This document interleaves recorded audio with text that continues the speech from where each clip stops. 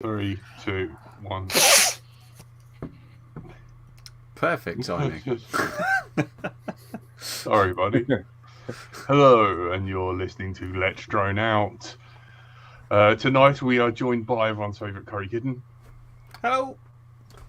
And everyone's favourite moustache, Stephen. Good evening. And everyone's favourite gobshite, I'm Brighton till I fly. Hello. And Stephen, you're starting us off with a hot topic. This week we thought we'd talk about, instead of dividing opinion by talking about things some people own and things some people don't, thought maybe we'd go for something that everyone owns, I think, on this show. A vendor that we've literally all bought into at one time or another. Myself, Jack and Curry, I could say with some confidence we all own their kit, we've all used it, we've all had some great flying days with it in the past as well. But things have gotten a little bit interesting for them. There was a show that happened recently where one of their reps was talking to Bruce and a few others and just highlighted a few topics that I thought we could go over. So the topic of the show is one that tracks the rise and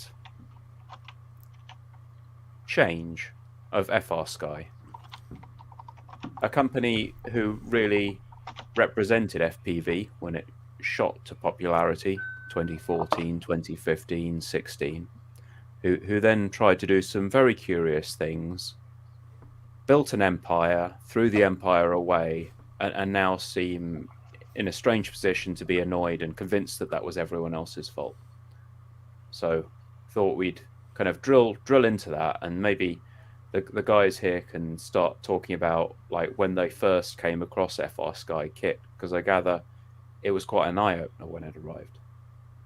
And it was even before then. I think when I first started in FPV in 2012, before the Tyrannus, there was the Frsky module, and back then, guys that were doing FPV, they were all buying second-hand Futabas. These were like 35 meg base Futabas, which are really nice quality radios to hold, and they were fitting the internal Frsky mods.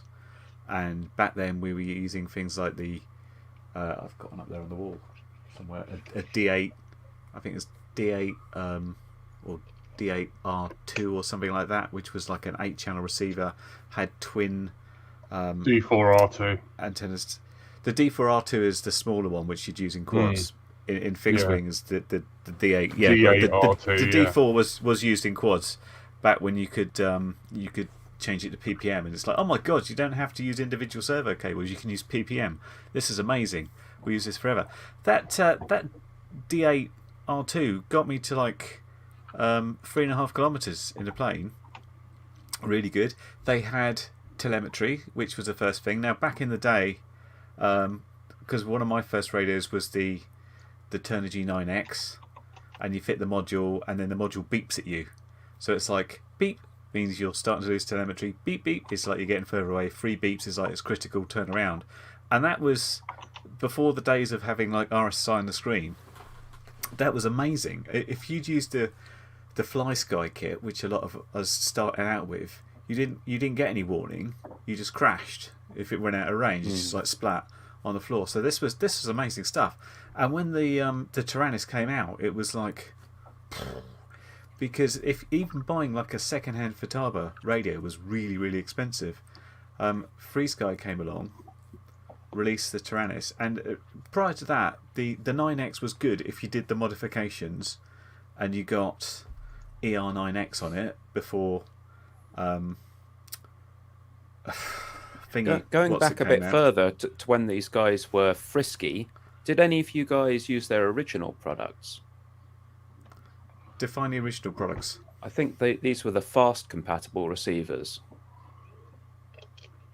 Because what Frsky doesn't like people to remember is that they actually got their start cloning Futaba receivers, doing the FASST receivers. Oh right, no, I didn't. I guess some people might have, if they were back far enough. Which makes the rest of the tail get like from a normal level of irony to just meteoric levels of irony. Yeah, and I've still got some of Oh yeah. Not so much the CRs, but yeah, some of these guys I had. Unfortunately, God, the they V8 are really similar. Yeah. Mm-hmm. Yes, it becomes a kettle pot black thing. Yeah. Before OpenTX, there was ER9X, which was a replacement firmware for your Turnigy 9X radio or similar 9X. But when the Tyrannus came out, it's pretty much like it blew everything away because it had all these switches, it had rotary dials, it had gimbals, it had a screen. It would run OpenTX as it was then, and very similar to ER9X, and it was like, oh my god, this is amazing. It had a built-in module, so you didn't have to add anything to it. Yeah. And you ready could, to you go could solution. do a lot with it. And they were the FPV radio for several years. It's all anybody had. Yeah. And a proper usable screen. I guess a lot of radios back then would have been, the cheap ones wouldn't have had screens as well, right?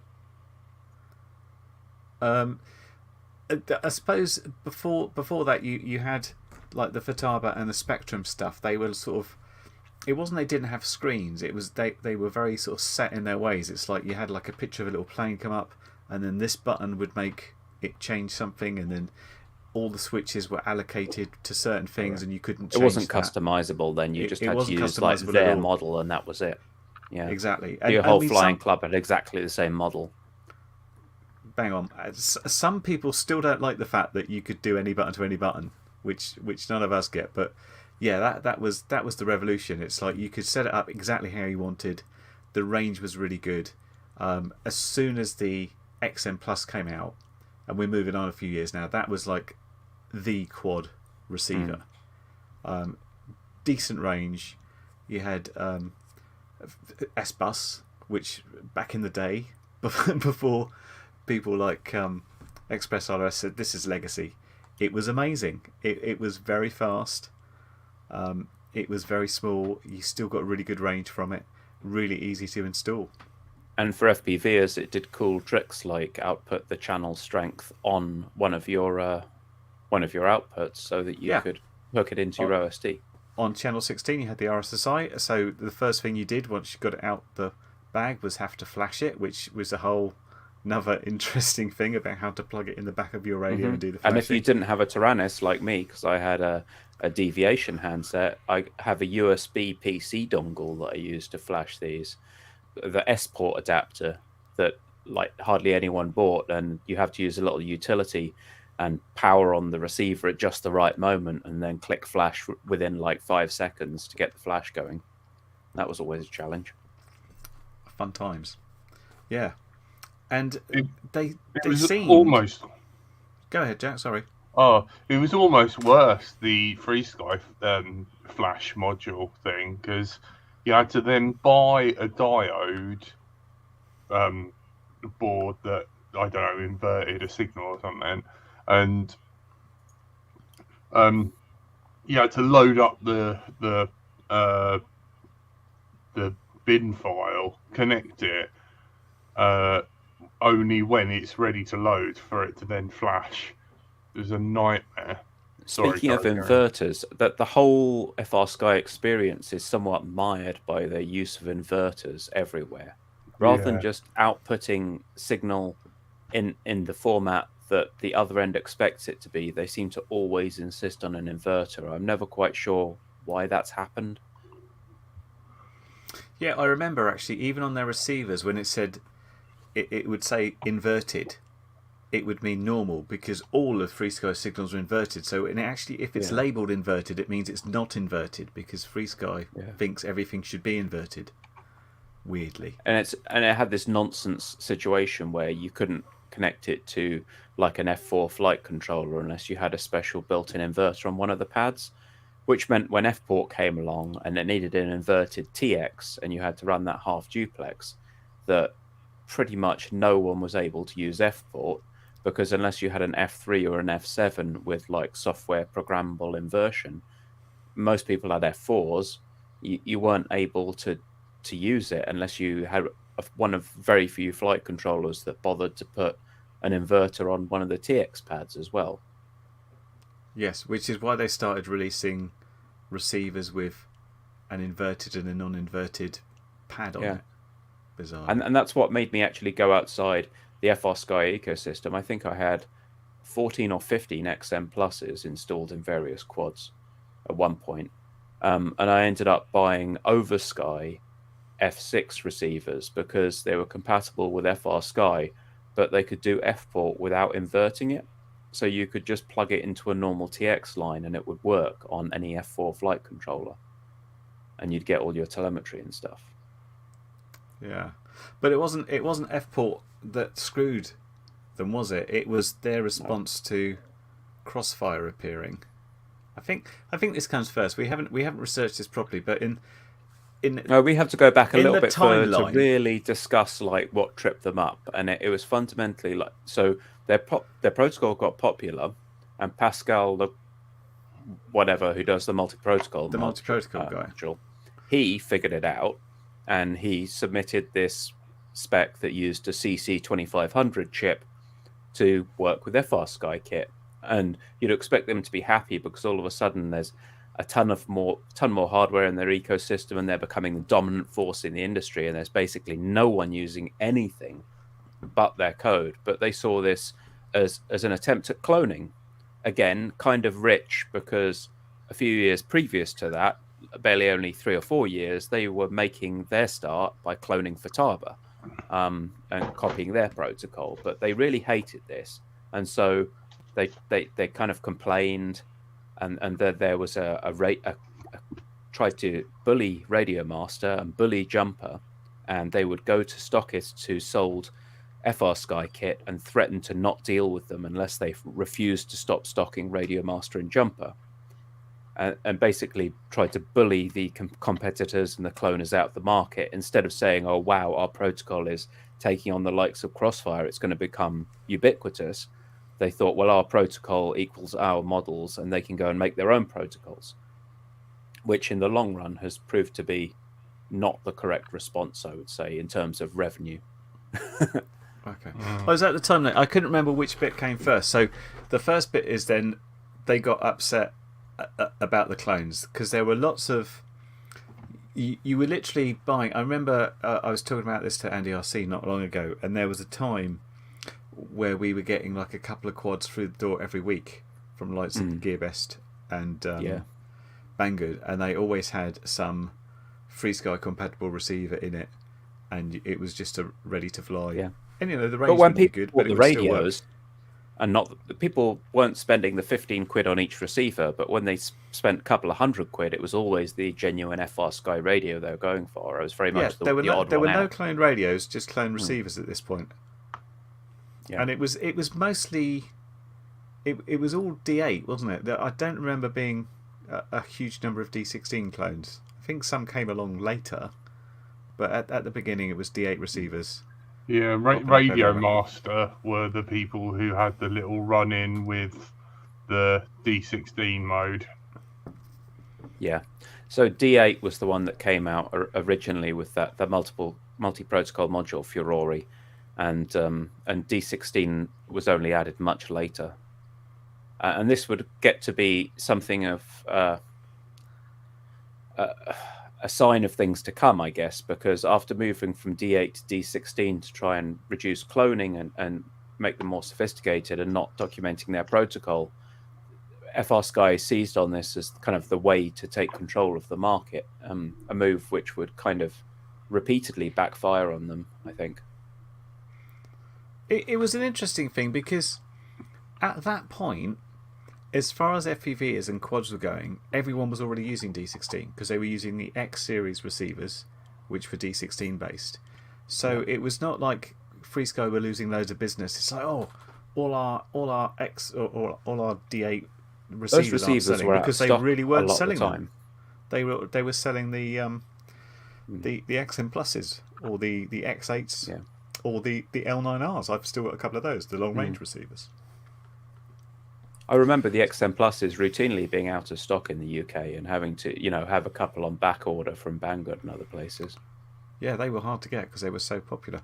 So, and the timeline-wise, I'm trying to think of the catastrophic things, one of which was obviously V2 of the firmware. One was Crossfire not working well with the radios on purpose, and the other is the R9 battle. Which came first in the timeline? Do we know?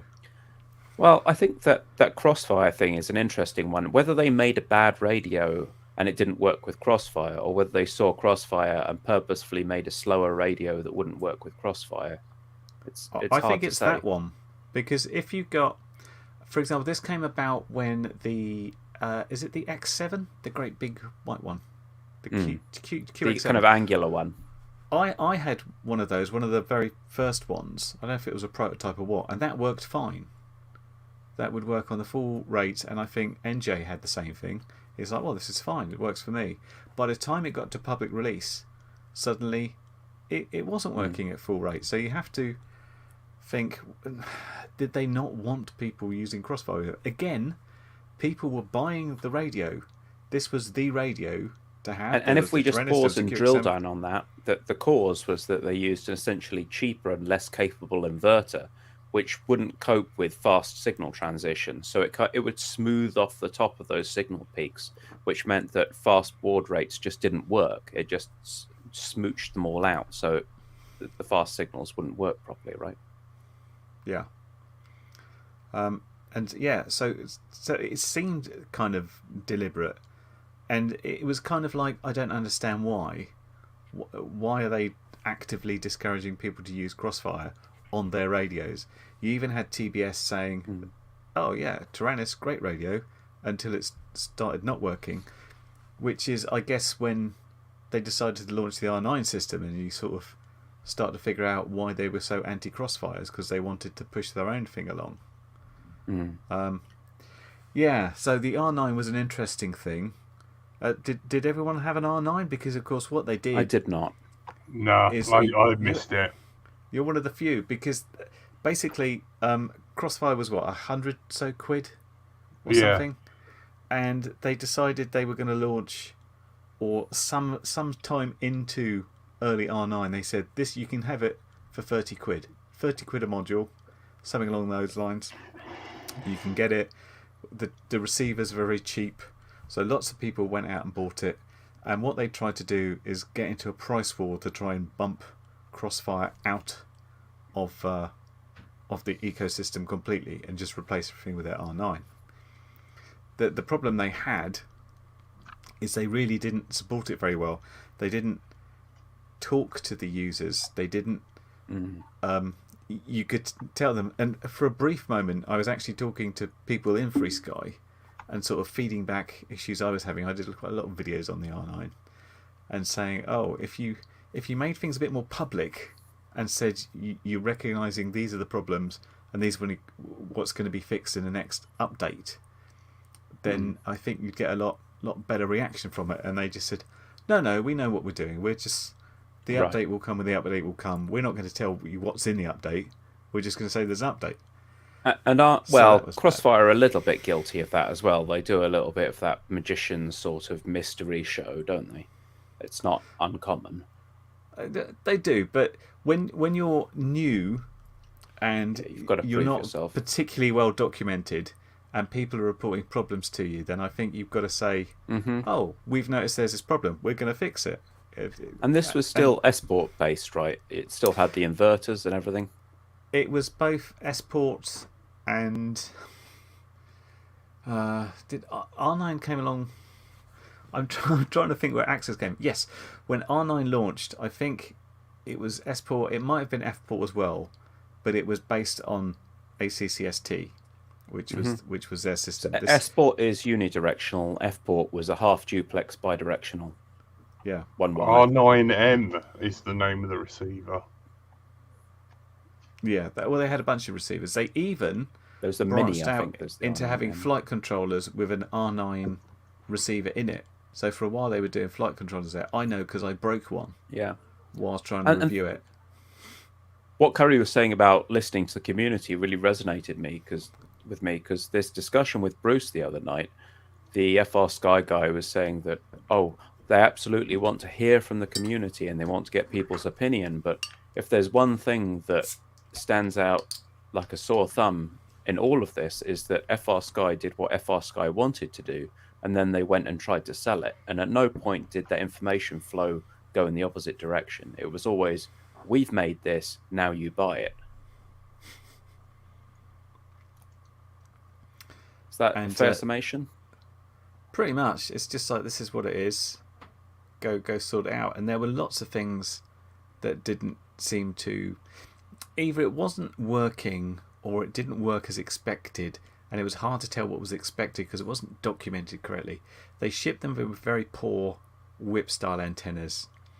The RSSI was jumped all over the place, so you didn't really know what your signal strength was. You were never really sure what RSSI meant. I remember this is very much a factor of Frsky, where you knew if RSSI went below a certain level, you could be in trouble, but you were never really sure what that number represented in a material. Exactly. So in my testing as well, you had RSSI for a channel, just like the XM Pluses. You also got telemetry RSSI in, and I looked at both. I think I had a video where I looked at both numbers at the same time. So I had my chesty filming my radio, showing the telemetry whilst on screen, and these were completely different numbers. And I was like, well, what's going on? Which is which?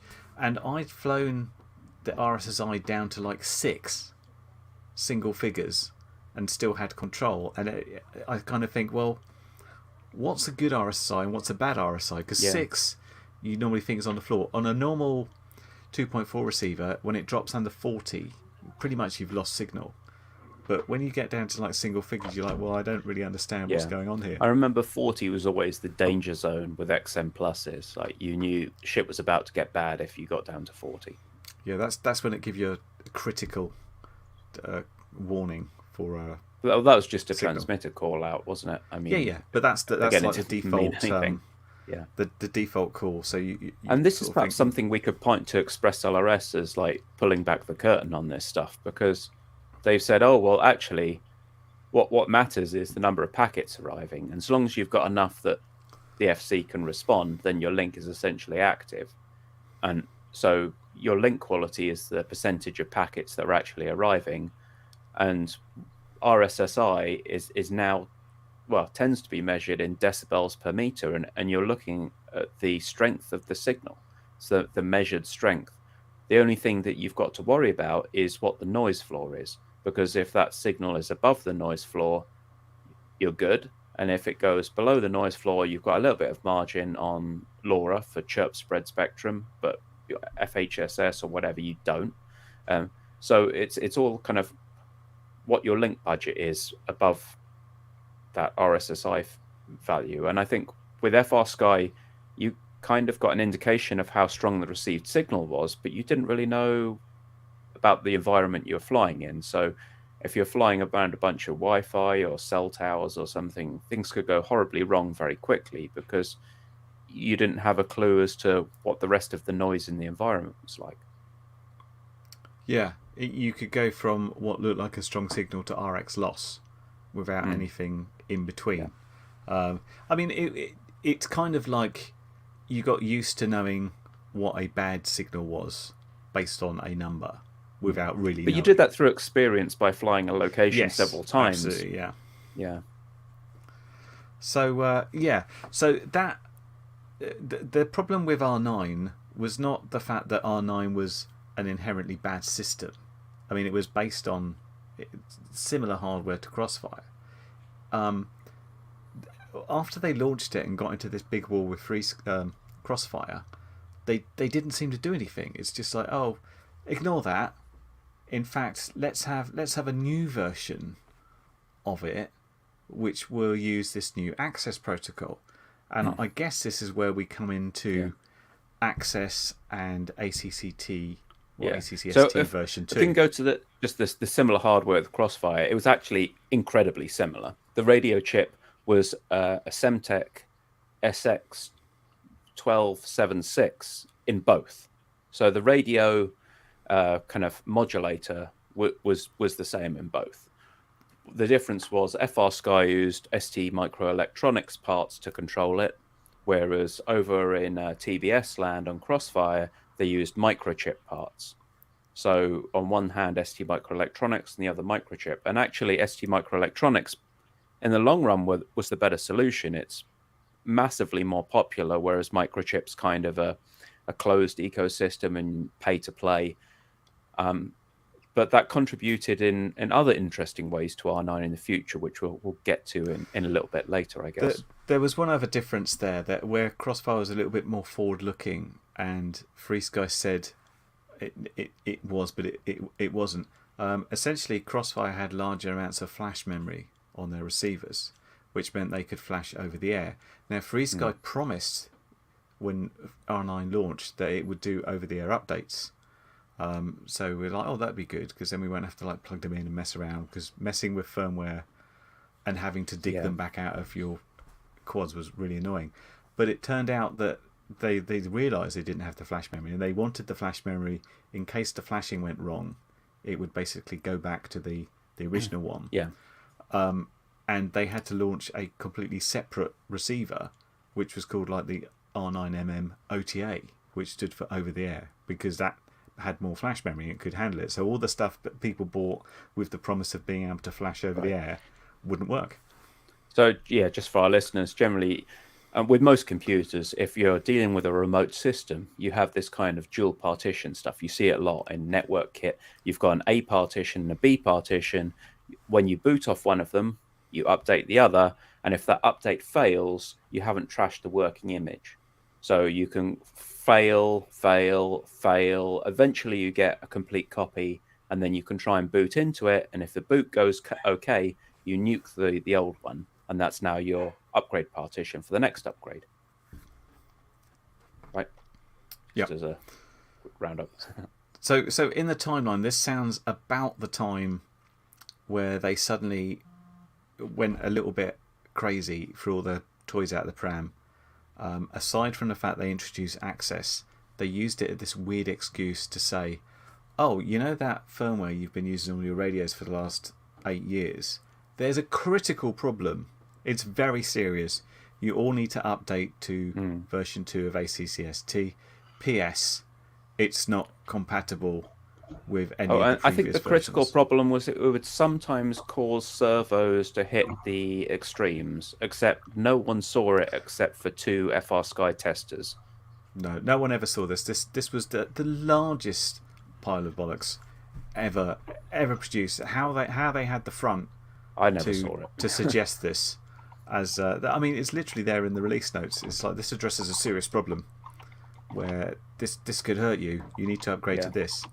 It was a really badly disguised attempt, very malicious, at trying to produce this encrypted version of firmware that would stop all the cloning, which they were suddenly terrified of and wanted to stop. But at that point, they really did upset their user base, because people had oodles of older receivers, and they didn't want to lose access to it. And then at that point, they were producing their new access radios, their new protocol, and they were saying, oh, by the way, this doesn't work on D8, it will work on D16. We really suggest you run 2. I think for a while they actually removed the images, so you couldn't get the earlier but they made versions. this critical assumption that everyone was absolutely on board with them, and if they said jump, the community would say how high.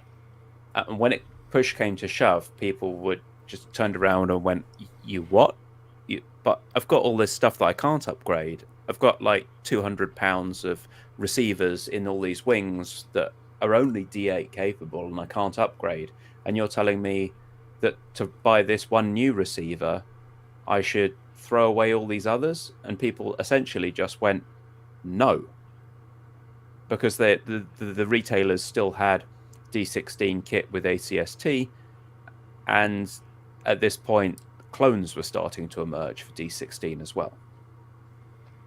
Yeah, and this is where literally Frsky developed a gap in the market for other vendors to come in and say, hey, we've developed a radio. It has a multi-protocol module, and you can use it with Frsky, you can use it with Spectrum, you use it with whatever, and it'll just work. And several months after the launch of Access, the multi-protocol a module project announced that they supported not just D16 that they called Frsky D, not just D8 they called Frsky D. They also supported D16, which I think is down as Frsky X, and they also added support for access with Frsky X2, I believe. So, but no one was using it anyway, so it was fairly pointless because everybody's like, I don't want this. I think we had a quick poll amongst ourselves, didn't we, and said, has anybody actually used a regular 2.4 access receiver? And there was this, a couple of tumbleweeds blew along and nobody did it. I set one up one time yesterday to test Frsky X2, range test it on an SPI receiver. That's another story. But yeah, it was a terrible range, and that's the only time I've used it. Everything else is still running ACST in D16 or some old D8 receivers. Yeah. I used access on the R9, the new R9, to test it out and did an over-the-air update. I was most annoyed, and I know you're going to come to this bit later. After I updated that to ELRS, that's when I found out that Frsky did their own over-the-air thing with a special chip, and it wasn't Wi-Fi, and you couldn't. There was no Wi-Fi chip to update. I was most miffed. It's like, what's wrong with these people? Why don't they just have a Wi-Fi chip like everybody else? You have to use their own stupid system to update it. Yeah. So I think I mentioned that I bought a bunch of clone receivers, so I'm just going to share this. What really amused me was, let's put this on another screen, in fact, was that the docks for the clone receivers were just so much better than the docks that I was getting with my Frsky kit. This one, it supported S-Bus and F-port. It supported inverted or uninverted F-port because, hey, why not? It had 20 dBm output for the telemetry, which my Frsky kit couldn't do. Yeah, it did up to 16 channel and all this crazy stuff. It worked just fine. They even produced graphs to show how it worked. And an Frsky would just not show any of this stuff whatsoever. And so it really made me think, why am I buying the Frsky stuff? Like, look, here's a diagram. We put it through a scope just to show you how it works. Isn't that nice? This is the manual for it. The Frsky manuals were not as complete as this. Yeah, which is kind of amusing. I mean, I suppose the interesting thing is as well that I believe Frsky massively funded the OpenTX project for quite a long time, and they got quite upset when other vendors wanted to make their radios like OpenTX compliant. So for a while I think you had other vendors using their own version of a fork of OpenTX, and they had to say things like, this is not officially supported by OpenTX and things like that. I think the flip side now is that with these Ethos handsets, apparently Frsky feels that they've paid their dues with EdgeTX and they don't need to pay for support for anything anymore, which is interesting because I think that's, that money has long since evaporated and paid for test equipment and website hosting and things. But yet they feel they've paid their dues and they shouldn't have to pay anything more to support OpenTX or EdgeTX, which is it's an interesting stance, and I think we're probably seeing how that pans out with the new tandem handsets. So this great EdgeTX support. This has been our quick summary of the sort of rise and fall, if you like, of Frsky. But the reason this came up is you watched that podcast or live stream or whatever, and it was about a rep in the US there's basically a US representative of Frsky. They don't seem to have learned their lesson. What did you get out of watching that? Well, there was a lot that went on there, to be fair. And this guy seemed like a nice guy. He's very personable, a sales marketing, sort of tech marketing guy. And he was of the opinion that they were a nice company and they had a vision and people should buy into it. But the way that's now being executed is apparently not to listen to multi-rotor pilots or even particularly technically adept fixed-wing pilots, but the market they're targeting now is very much line-of-sight pilots who are baby boomers and don't want to configure their hardware. And so Frsky are now taking this fantastic feature they've built, which is the ability to update receivers over the air, and they're selling that into the classic Spectrum user base and telling them that this is amazing and it's a killer feature and they just have to have it, because these users apparently find this very new and novel, and wouldn't expect their receivers to do anything like update over the air or host a Wi-Fi access point. So Frsky developing OTA updates 4 years too late, for them it's still new, and they're able to approach a much higher entry price point and charge probably $500-$600 for a radio, which appears to be what they're doing with this very flashy looking GUI based radio running EthOS, which is not related to OpenTX or EdgeTX at all. It's not compatible with OpenTX models. It's not configured the same way as OpenTX. It's totally and utterly different. It uses an H7 CPU, which isn't currently compatible with EdgeTX. Timeline on that is early 2023, perhaps, if EdgeTX chooses to do it. And it's a completely different market they're going for. So they're not going for technically adept users. They're going for users who have trouble configuring their fixed-wing aircraft, who want ease of use and basic features, and who are going to be impressed with the fact that this thing can fly an aircraft over a mile away. Which I think, to be honest, for me at least, I would have thought that was table stakes 4 years ago. And now it's just kind of embarrassing that these are the launch features that they're going for. It feels very much like they can't impress people, and so they're going to people who are more easily impressed and trying to make a play for them. And the guy had been driving around the US selling radios, and he was saying he'd sold 17 radios, and this was great, and he'd been to all these flying clubs. And it's a very different Frsky to the one which was seen in the hands of pilots as they were, winning multi-GP and showing off brand new hardware, setting times and doing distance records in the past. It's an Frsky that seems to be going for an altogether different market segment, and maybe, to be honest, it feels like they're just trying to go for easy prey, having soured of a market that's called them on their BS one too many times, to be honest. I mean, it is probably a much bigger market than FPV, and as far as I know, obviously we're not in the US and we're not part of a flying club there, is they tend to have all the same radio. When you join a club, they're like, this is the radio we use, get one of these and we'll help you set it up. And that's normally tends to be Spectrum, I believe, in the US. And of course they're essentially flying in circuits line of sight, so things don't need to have a range, and the fact you can update them over the air is kind of meaningless to these guys, because it's kind of like, well, how many servo leads can I plug in, because I've got 2 lots of flaps and I've got extra tail stuff in my special jet, and I need all this and that. As long as it does that, they'll be happy. But if they can get to a point where, because these Spectrum radios aren't very cheap, they come with like a never mind Spectrum, what about Jetty stuff? They're trying to put themselves in the same place as Jetty. So if they get in there and they're like, you can have all these features and this amazing colour screen that's touch and stuff, and it's only like $500.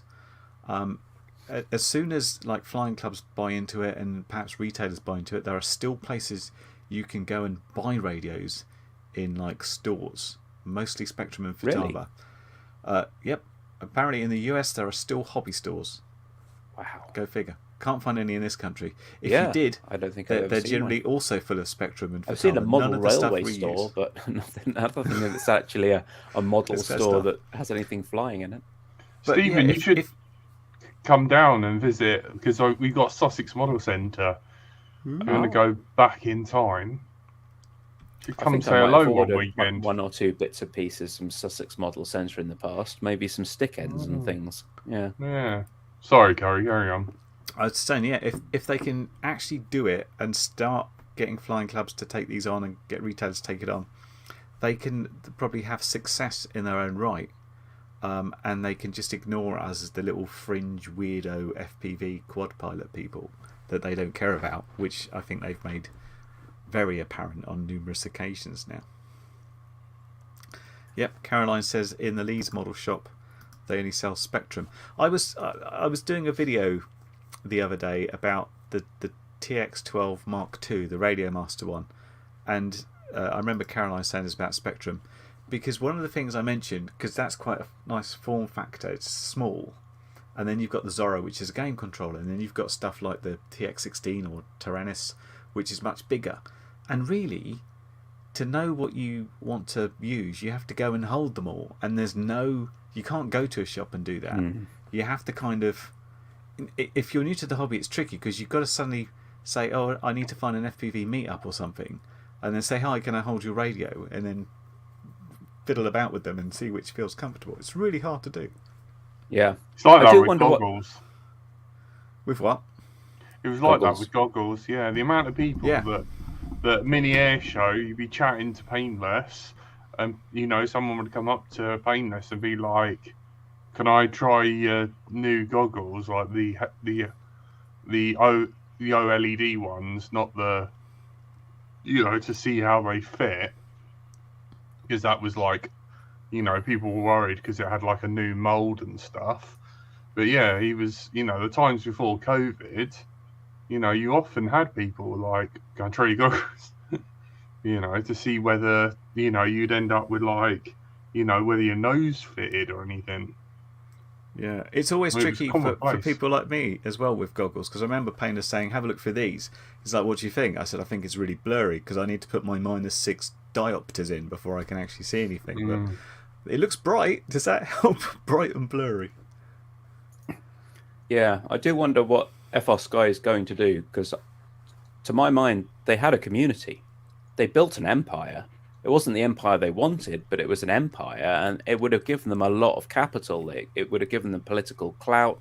It would have enabled them to go and do things. But instead, they complained that people were looking to them for leadership, and they went and did something else instead. And Frsky, in that call with Bruce, kept saying that they wanted to hear from the community. But they've got a community here that's been trying to engage with them for years, and they just have stuck their fingers in their ears and la their way through it. So I wonder what's going to happen if a bunch of LOS pilots buy into this and they end up with thousands of users out there asking them to implement some feature that those pilots want. Whether Frsky are going to do the same thing and turn around and say, "Oh, actually, we know best," and not do it.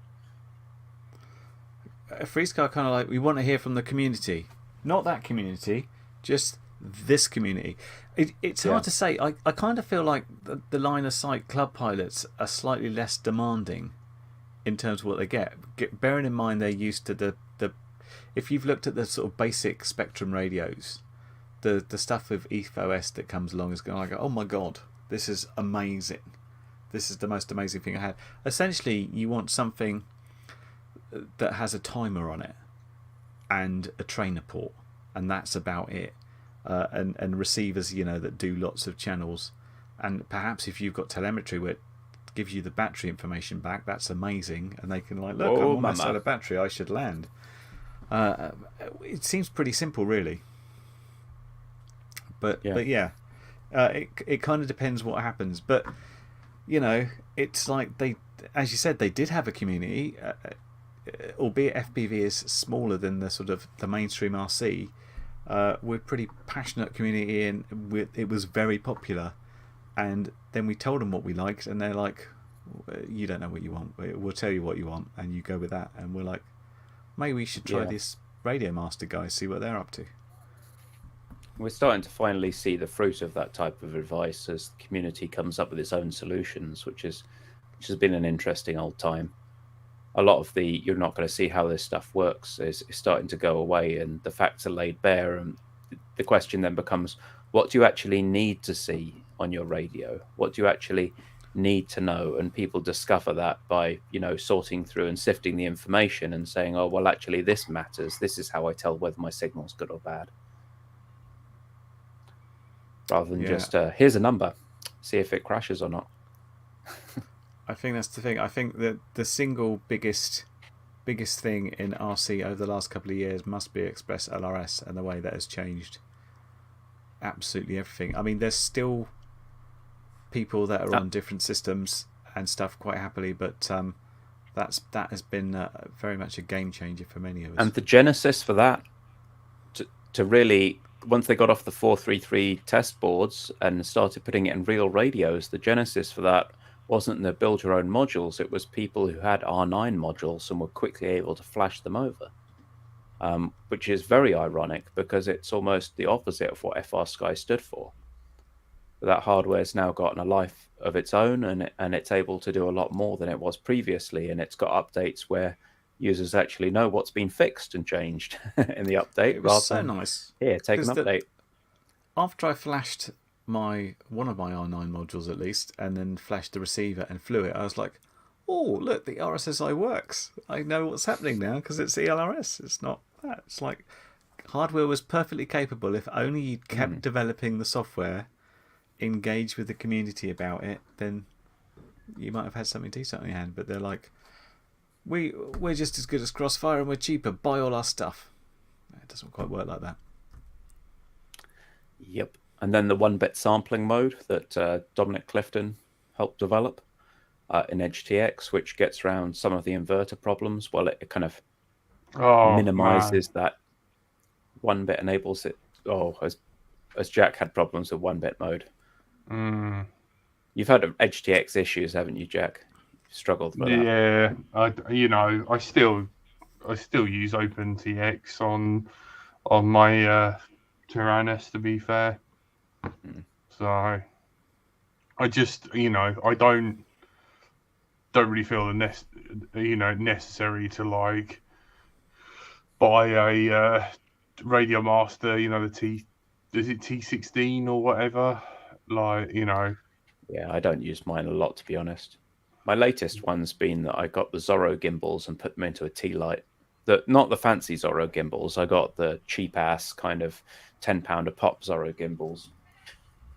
Put them into this puppy, and yeah, it feels really nice now. It doesn't feel like a plastic piece of poop. It's nice. Yeah. I just oh look, you got some nice feedback, Curry. Best thing about about the LRS video on ground vehicles, you opened a lot of people's eyes behind the burn, the way you couldn't believe you still had signal, Curry Kitten. There's no space between Curry and Kitten. K is it is capitalised.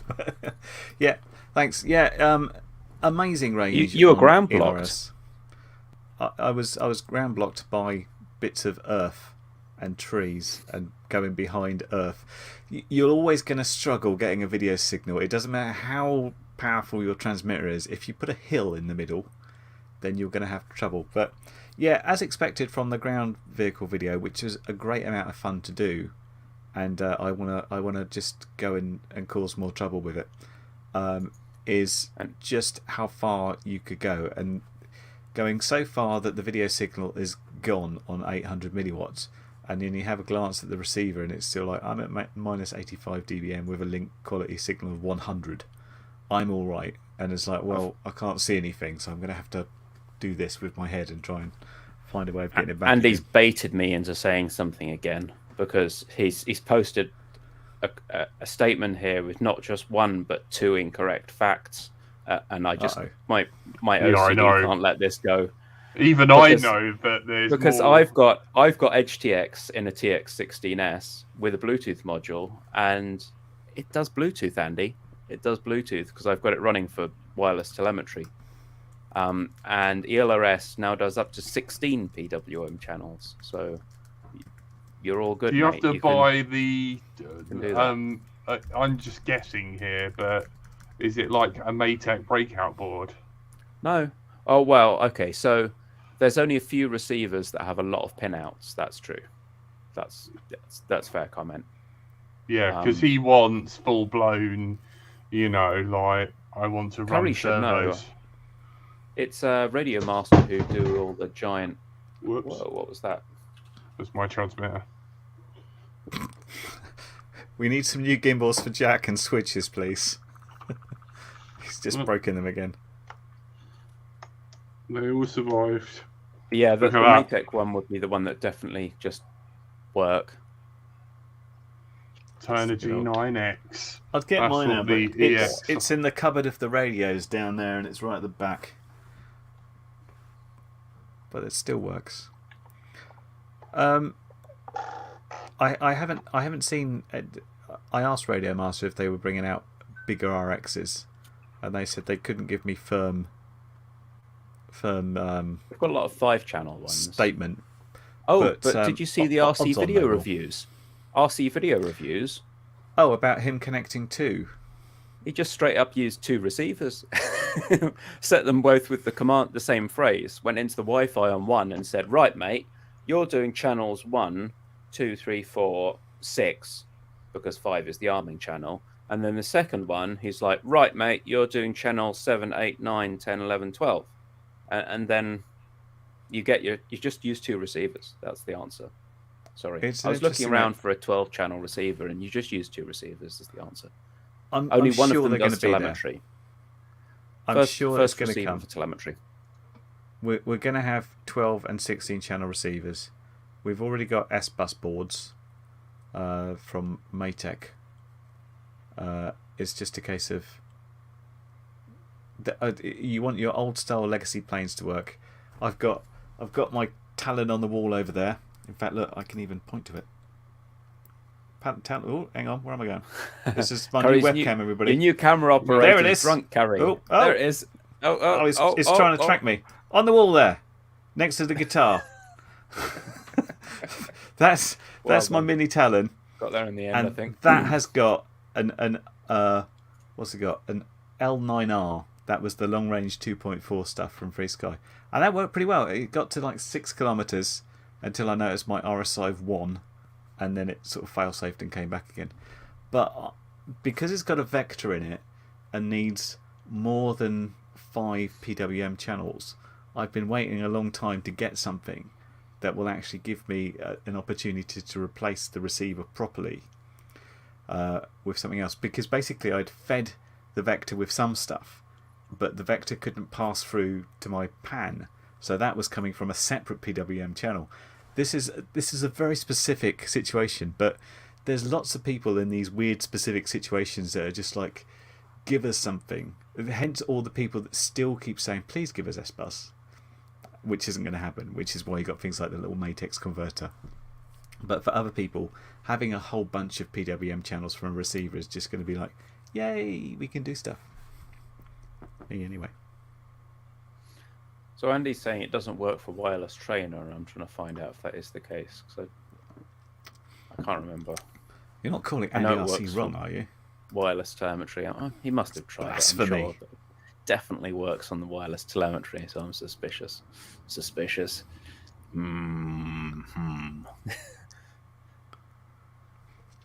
Oh, Caroline has just mentioned the new Maytech F405 VTOL, which Painless shared on one of his posts, which I find interesting because the whole VTOL thing's based on some ArduPilot code, isn't it? It's like, why is there a flight controller for it? It's like, what are they going to do? What's so special about it? I'm hooked on seeing what happens there. How do you need a VTOL? I don't know. I don't know why you need a VTOL flight controller as opposed to a regular flight controller. That's why I'm interested to find out. I will watch Lee's upcoming videos with interest. It's a helpful bit of advice from participant Cole there. Thought I'd pass that on. Thank you, Cole. Lovely job. Am I secretly boss-eyed? Am I like secretly ginger? Yeah, I know. I'm not actually ginger. There's no secret there. He's been ginger all the time. The beard is ginger as fuck, though. Fair play. Sorry, editor. I just realised what I said. No, balls. Yeah, man. I should do a video, if this will make you laugh, of me... You do a video? Plugging my Ghost module into the back of this and being like, trying to fly an old transmitter and see how I get on. How are those gimbals doing? Because I noticed mine actually started creaking. I was impressed. So if you cut the little standoff, shall I say, boss? Yeah. These are actually Tyrannus normal gimbals from when I upgraded to the Hall Effect gimbals. So it'd be interesting to know whether this could accept Hall Effect gimbals. So that'd be quite funny. That Before we get to the end. Sorry, before we get to the that end, was the biggest. Nope. You go or I go. I was going to say shout out to Zoe. Zoe, the 3D quad pilot, keeping 3D alive. Best wishes to her. She's got a Patreon.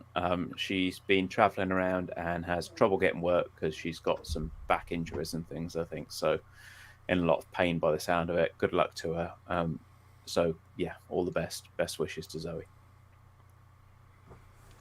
Yeah, cool. My less exciting thing to mention was the difference in the gimbals. Like, if I plugged in my old 9X now, and you let the gimbals rest on Betaflight, they're sort of the 1500s there, and they're like this. And as they warm up a bit more, they start going a bit more, and so you set your like one of those arcade games, dead zone, you've got to like steady the shot quite high. And when you go to a modern radio with Hall Effect gimbal, if you let the gimbal go, it goes 1500. Whereas you think is it stuck, and then you move it again, it goes 1500, dead on, which is quite nice.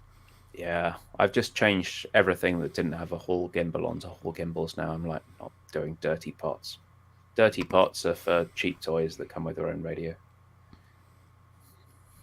Had enough of that. I've got many dirty radios then.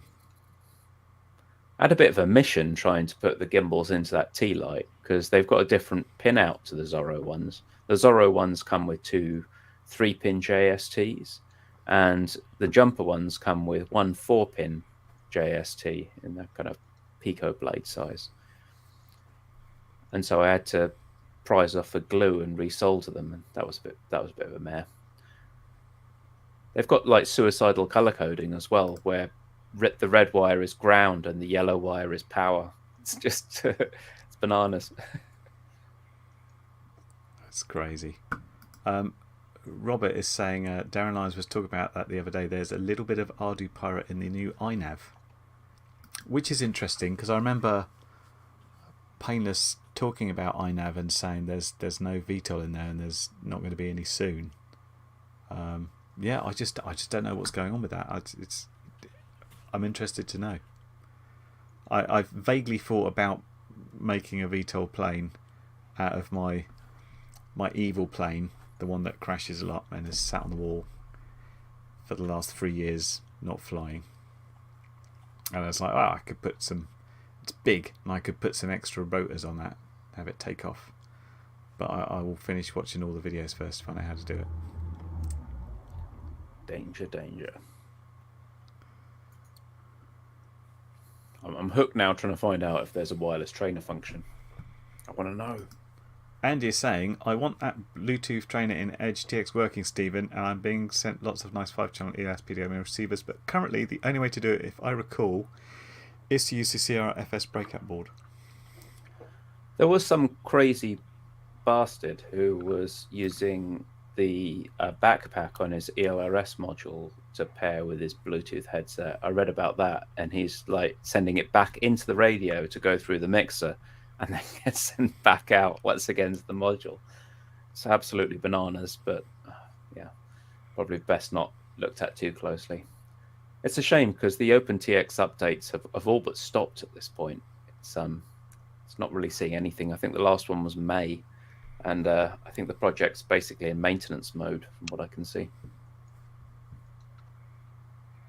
So what, OpenTX winds down and HTX basically takes over? Yeah. Well, they were saying that the color screens and stuff would come to OpenTX. I don't know if they'd ever actually made it into OpenTX at this point. Touchscreen support and stuff. Not sure. I don't think so. I know they were talking about it. Yeah. People have lost interest. We're almost at the hour. Are there any other things of discussion that we wanted to talk about? Tony wants everyone to send in amusing flight videos of any little incidents you've got up to. Send us your DVR. It doesn't have to be fancy. Pop it on YouTube. Send us a link. You can put it as unlisted if you don't want to show the world. And we'll do a little edit in coming weeks of people's amusing videos, be it GoPro or DVR or cell phone of someone flying a plane into their own face, whatever takes your fancy. Yeah, Curry. I suppose we're looking for hang on a sec, interesting crashes or things or bits happening. What's that, Jack?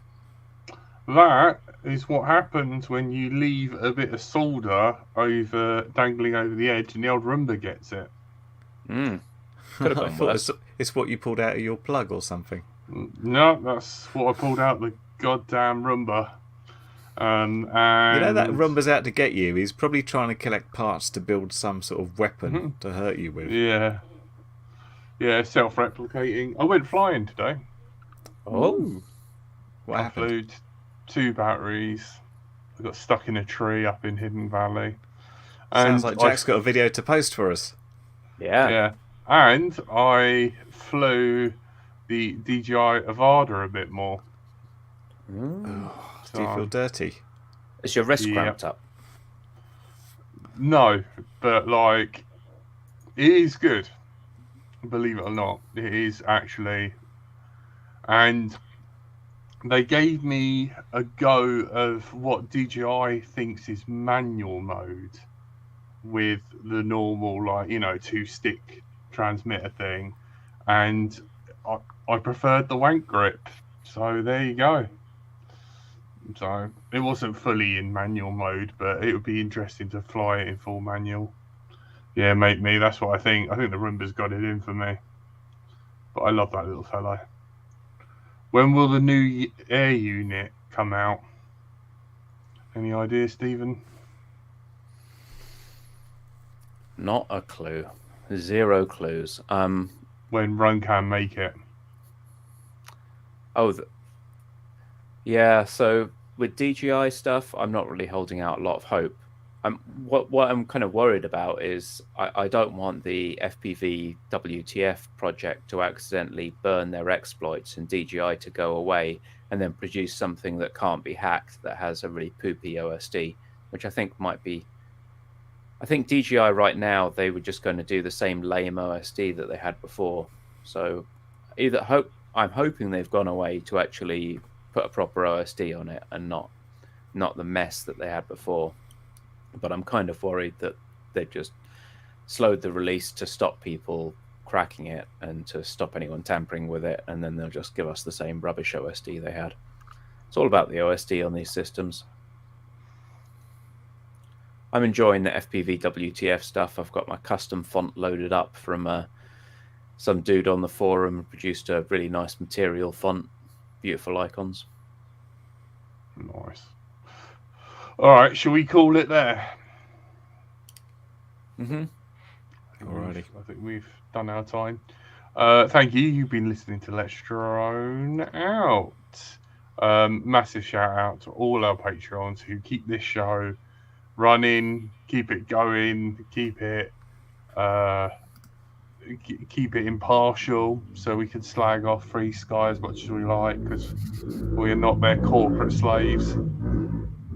And that sounded really ominous. It sounded like they've sent a motorbike to get you.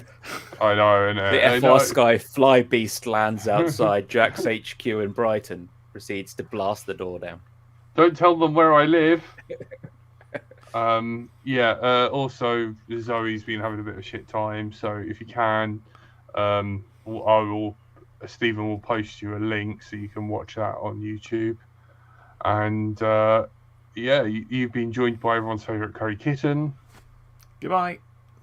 In his, is it a fitness shirt or is it a fixie shirt? It's my iFit t-shirt for doing 100 workouts. I decided not to wear an FPV one like Stephen did. I'm here for...